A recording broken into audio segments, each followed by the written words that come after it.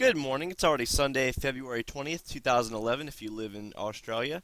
We're nearing sunrise if you live in Port Hedland and surrounding areas. And we also have a developing tropical cyclone moving in your direction, and you may already be familiar with the name. Of course, I'm talking about Tropical Cyclone Carlos.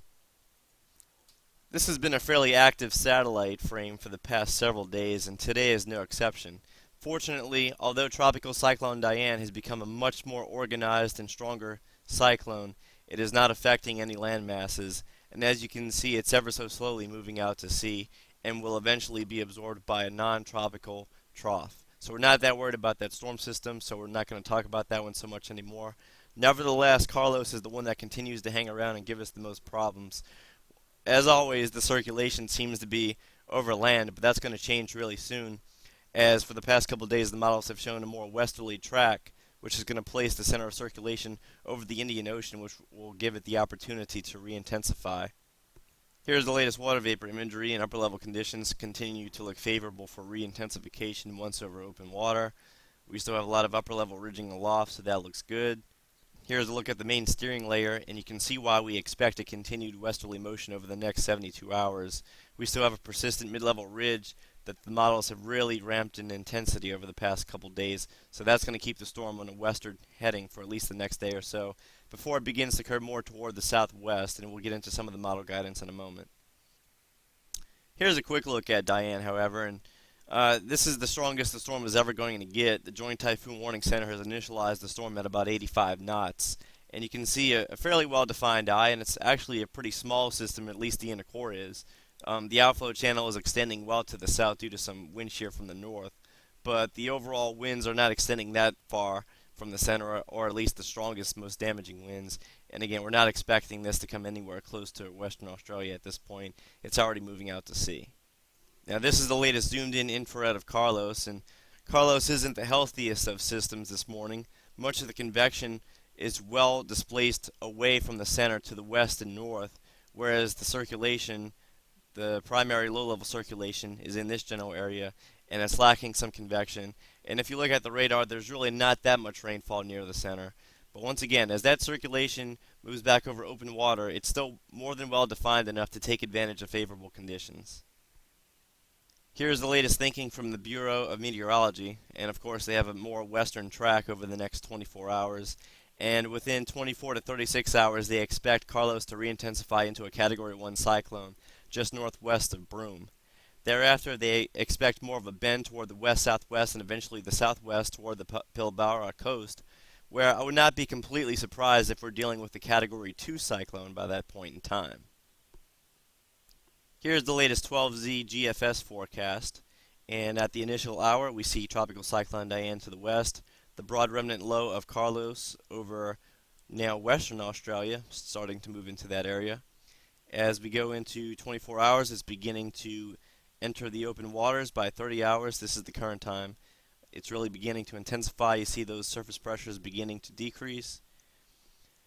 By 66 and 72 hours, we have a well-defined tropical cyclone sitting at 992 millibars, which may be a little high again because the models don't fully resolve tropical cyclones that well.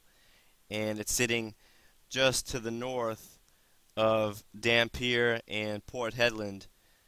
By 72 hours, let's go, this is 72 hours, and by 90 hours and 96 hours, it is sitting just to the north of Exmouth and Coral Bay, with the chance that it could recurve more toward the south and directly impact those areas. Even if it were to stay just offshore as this model is currently advertising, it would probably be close enough to that point to where gale force winds would still be felt along the immediate coastline anyway. Okay, so by 144 hours or day 6, the storm is now paralleling Western Australia and is about to be absorbed by non-tropical systems to the south. And by 168 hours, now keep in mind, this is a 7-day forecast.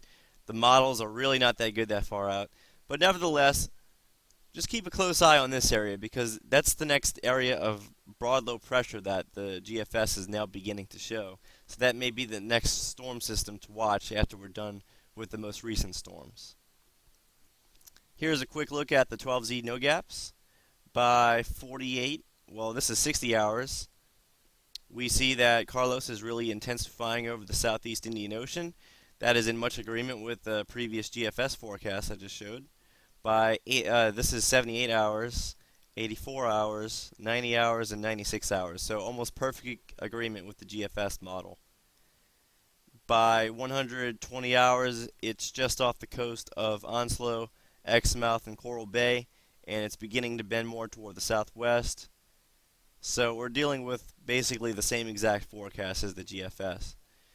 By 168 hours, you do see that broad area of low pressure that the GFS was also advertising, although this model is not picking it up quite as good, which is a good sign because we don't want any more tropical development in that area, but we'll just have to wait and see. And last but not least, this is the 12Z ECMWF. And on the previous models, we were looking at sea level pressure, but this is the 500 millibar steering layer. And as we go into 24 and 48 hours, we see that the ridge is still in place over central Australia, although it is a bit weaker over toward Exmouth and Coral Bay, and that's the reason why we think that Carlos eventually could make a turn more toward the southwest in that general direction, or at least come close enough to provide very heavy rainfall and gale force winds, even if the center stays just off the coastline. By 72 hours that we see the closest approach to the coast, and by 96 hours it's beginning to move away according to this run.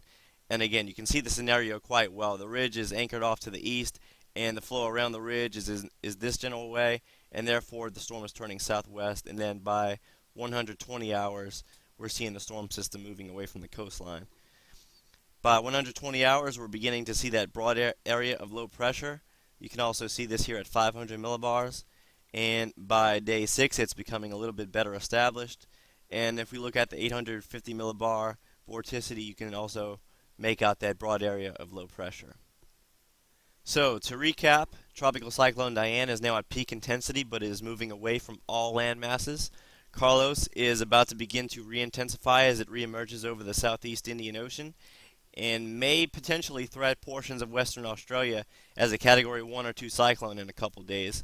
Again, this is not an official source, so please continue to follow the latest products from the Bureau of Meteorology. And we have an outside chance of a suspect area of broad low pressure developing once again near the Northern Territory between days 5 and 7. So we're still in the heart of cyclone season, and we have a lot to still monitor. So please check back again at 28storms.com/cyclone and youtube.com/28cyclones for more updates in the near future.